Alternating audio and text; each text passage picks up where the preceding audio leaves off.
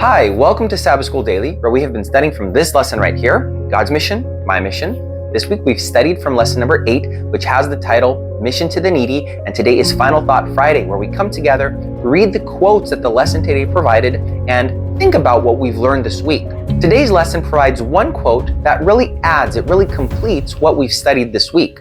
It comes from Advent Review and Sabbath Herald from October 15, 1895, and this is what it says. Men and women are not fulfilling the design of God when they simply express affection for their own family circle, while they exclude those from their love whom they could comfort and bless by relieving their necessities. When the Lord bids us to do good for others outside our home, He does not mean that our affection for home shall become diminished, and that we shall love our kindred or country less because He desires us to extend our sympathies. But we are not to confine our affection and sympathy within four walls and enclose the blessing that God has given us so that others will not be benefited with us in its enjoyment. So what does that mean? That means that God doesn't expect us to abandon family, friends, country, our love and loyalty to those in order to then minister to others, to the needy around us. There is a balance, there's a harmony there, and we need to walk that line. But it does mean that we can't close ourselves from the rest of the world just within our home, just within those that love us, just within those that are around us and that we know. What the text is saying is revealed quite well in the last paragraph that says, the responsibility given to us to be a blessing to those outside our comfort zone, whether they are from another culture or just a helpless person, is a non-negotiable mandate from Jesus Christ Himself. We can't confine ourselves to just loving the easy way, even those who it's not easy to love.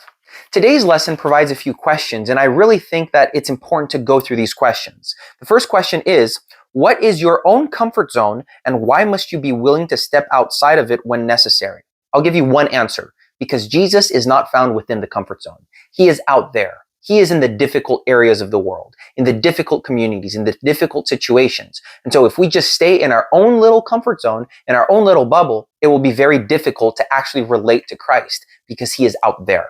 So that is one answer, but there are more. I want you to think about this. If possible, these are discussion questions. So have this discussion with friends, with family, bring it to church on Sabbath for the discussion in Sabbath school.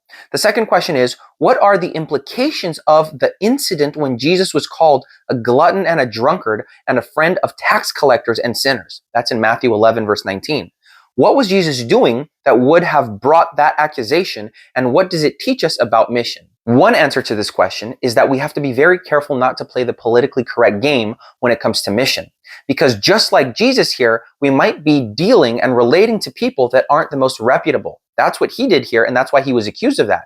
Because He was relating, He was loving, He was caring for people that no one else cared for, and actually, on the contrary, everyone had bad ideas about. And so if we truly want to reach people, well, we need to reach people where they're at, to bring them to where Christ is at.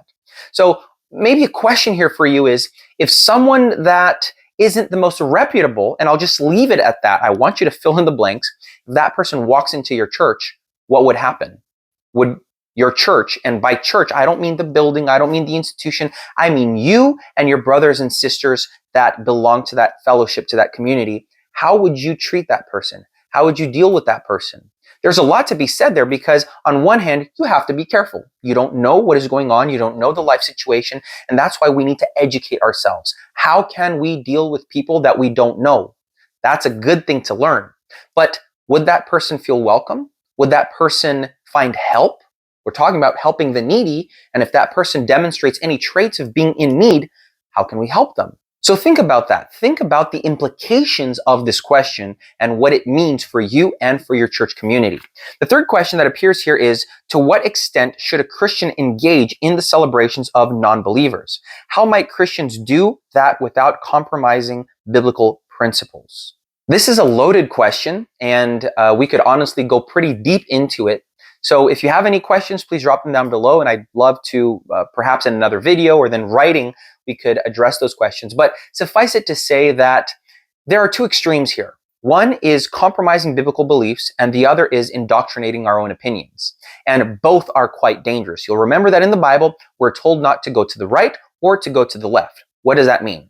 That means that on one hand, we are often tempted to indoctrinate our own opinions, be that because of the way that we were raised, be that because of our tradition, our culture, our community, our own personal lifestyle, we tend to impose our own opinions onto biblical teachings. So we have to be very careful there. Are there any celebrations that we might think are not the best, but the Bible doesn't really mention anything regarding that, or the Bible doesn't oppose that? Well, I want you to think about that. On the other hand, there are several of these celebrations in the world around us that do bring along with them things that are clearly unbiblical. And so we have to discern between one and the other.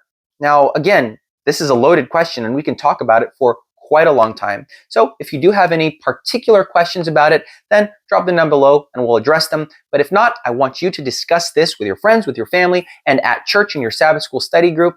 And I'd love to hear back from you. Please give me more input on what conclusions you came to when it comes to these questions right here. May the Lord bless you and give you a happy Sabbath starting tonight, right? Today's Final Thought Friday, and Friday evening is the ushering in of our Sabbath. So enjoy your Sabbath. Also, please, again, comment down below with any questions or any comments. And remember to like, to share, and to subscribe to our videos. We release one every day. And I hope to see you again here tomorrow for another Sabbath School day.